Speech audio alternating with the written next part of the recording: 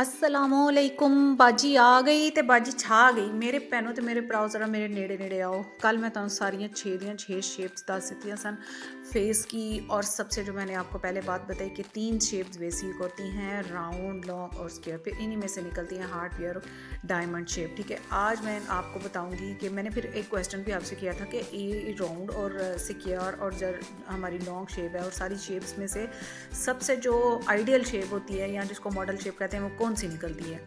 तो मुझे बताएं कि किस किस को समझ आया था मेरा क्वेश्चन। मैं आपको बताती हूँ कि ये जो पांचों शेप हैं, ये 5 ही बची ना, एक शेप इन्हीं में से निकालनी है हमने जो हमारी आइडियल शेप होती है, जिसको मेकअप के ज़रिए हम वही वाली शेप बनाते हैं। तो मैं आपको बताती हूँ कि इन सब की आइडियल शेप जो है ना, तो वो होती है ओवल शेप। ओवल शेप या लॉन्ग फेस। आपने ये देखना है कि अगर राउंड फेस है तो हमने कहाँ से उसको कंटोर करके इसी शेप पे लाना है जो ओवल की शेप में आए। मतलब राउंड फेस को हम जब कंटोर करेंगे तो वो ओवल ही हो जाता है। जब हम स्क्वायर को उसके कॉर्नर्स वगैरह को करेंगे, कंटोर करेंगे, तो फिर वो ओवल की शेप में ही आता है। ऐसे ही डायमंड फेस की जो शेप है वो भी डायमंड के जो हम कॉर्नर्स हैं उसको कवर करेंगे, ऊपर से बालों की थ्रेड कर देंगे तो वो भी ओवल की तरफ ही चला जाएगा। पियर शेप है तो उसके भी आप ऊपर से कंटोर करें और बीच में से ओवल ही निकलता है, इसलिए डायमंड का भी यही हाल है। इसलिए हमारी आइडियल शेप है ना जो वो ओवल शेप ही होती है, क्योंकि मॉडल्स का भी जब इंटरव्यू वगैरह होते हैं और मॉडल के जब सिलेक्शन होती है ना, तो उनका फेस और उनकी बॉडी देखी जाती है कि हाइटेड हो, और मॉडल फेस जो होता है ना वो ओवल शेप ही कहलाता है। आप बड़ी बड़ी मॉडल्स को अगर देखें, जहन में लाएँ, तो आपको पता चल जाएगा। अब मैं हल्की हल्की सी कंटोरिंग आपको करके दिखाती हूँ, क्योंकि आज कंटोर की क्लास नहीं है। आज मैंने आईब्रोज़ के बारे में आपको बताना है कि कौन सी शेप पे कौन सी आईब्रो चलती है।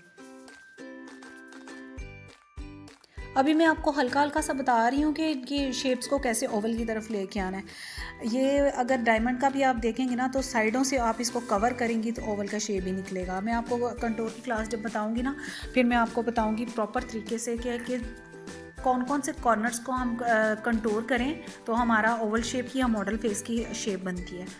ठीक है, अब ये आपको पता चल गया होगा कि इन सारी शेप्स में से सबसे जो प्रोमिनेंट शेप है ना वो ओवल ही है, या ओवल डिमांडिंग शेप है। ठीक है, अच्छा अब बात करते हैं आईब्रोज़ पे। आ जाते हैं कि कौन सी शेप के कौन से फेस पे कौन सी आईब्रोज़ सूट करती हैं। ये सिर्फ क्लास जो है ना, ये मेकअप से रिलेटेड नहीं है, ये थ्रेडिंग से भी है। कि जब क्लाइंट आपके पास आईब्रो करवाने आता है तो फिर आप उसके फेस को एनालाइज करें कि कैसी उनके आईब्रोज़ चाहिए। कुछ राउंड फेस पे अगर आप फ्लैट वाली आईब्रोज कर देंगे बिल्कुल सीधी लाइन वाली, तो वो और ज़्यादा छोटा फेस लगना शुरू हो जाएगा, पिचका सा फेस लगेगा। हमने इन्हेंस करना है अपने फेस कट्स को आईब्रोज के साथ और कंटोर के साथ, इसको चेंज करना है, उसको और ज़्यादा बिठाना नहीं है। अब फ्लैट की बजाय अगर हम इसको आर्च में करेंगे ना, एक हाई आर्च दे के, तब आप फेस की शेप भी देखें कि बदल जाएगी।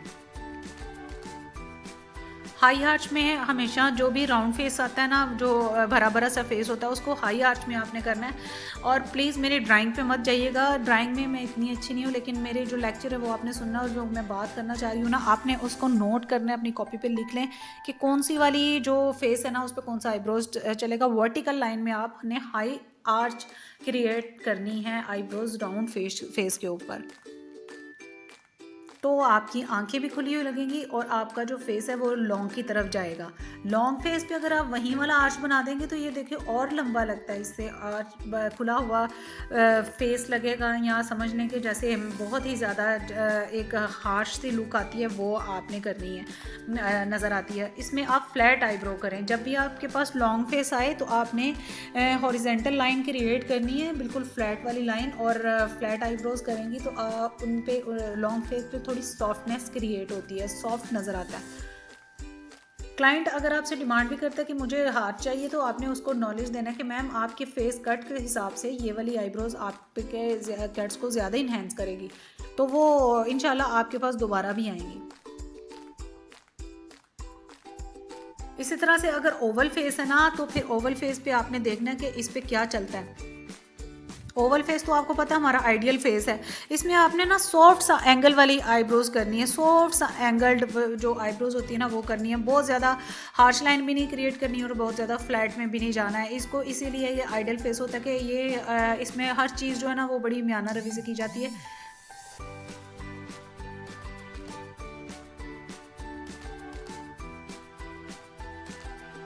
सॉफ्ट एंगल्ड करनी है आपने ओवल शेप पे। अगर स्क्वायर का आप देखिए, स्क्वायर वाले शेप जो फेस होता है उस पे आपने जॉ लाइन को जहन में रखना है। वो डिपेंड करती है आपकी जॉ लाइन पे। जो स्क्वायर फेस है उसका मैं कह रही बता रही हूँ आपको कि आपने उसके जॉ लाइन देखनी है कितनी ब्रॉड है। जॉ लाइन को ब्रॉड देख के और उसका माथा ब्रॉड देख के फिर आपने क्रिएट करनी है स्क्वायर फेस की आईब्रोज।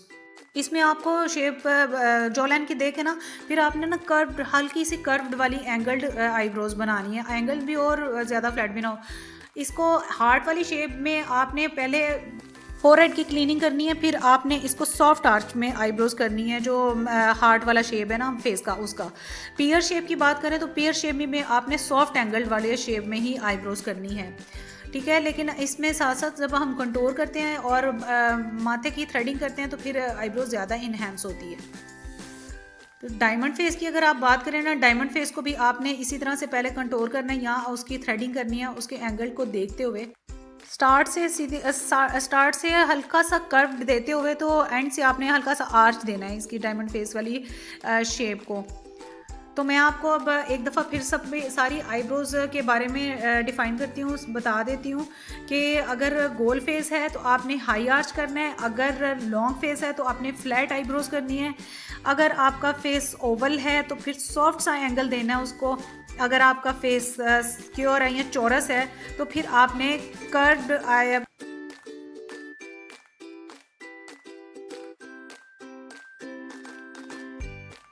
पियर में भी आप सॉफ्ट एंगल रखेंगे और फिर डायमंड फेस में भी आपने कर्व्ड के साथ थोड़ा सा आर्च देते हुए ना इसको सॉफ्ट से हाथ से करना है, मतलब सॉफ्ट रखनी है, ये भी सॉफ्ट आर्च रखना है।